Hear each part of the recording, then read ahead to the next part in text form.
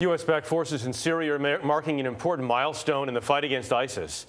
U.S. Central Command says the fighters broke through a key defensive wall and entered the old city of Raqqa. American-led coalition airstrikes blasted holes in two sections of the wall, allowing the fighters through. Holly Williams is in northern Syria. Holly, good morning. Good morning. The US sent troops here to Syria specifically to help in the fight against ISIS. But that's just one part of this country's bloody civil war. Amongst the olive groves of northern Syria, beside a deserted village that's been pummeled by artillery, lies one of the strangest front lines in the world. This area is under the control of these US-backed fighters.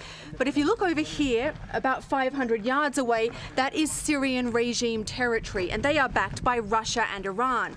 And then if you look down here, about a mile in that direction, those are positions that belong to Syrian rebels, and they're backed by Turkey. And if you're confused, don't worry, because so are many of the people who live and fight here.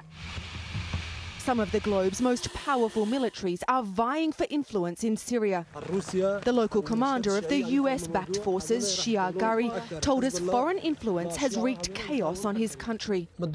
Things could get even more complicated, he told us. We might be here for another 10 years. For the US, this conflict is already complicated. It says it's not here to fight the Syrian regime. But last month, it shot down a regime fighter jet. In the nearby city of Manbij, they're battle-scarred and weary. In 6 years of civil war, it's changed hands 3 times. Ahmed is a falafel maker who supports his entire family on just $3 a day. We're so tired of war, he told us. We feel like we're already dead. How far the US will go to support its Syrian allies once ISIS has been driven out is an open question, as is how long American service members will stay here in Syria to deal with whatever it is that comes next. For CBS This Morning, Holly Williams, Derek in northern Syria.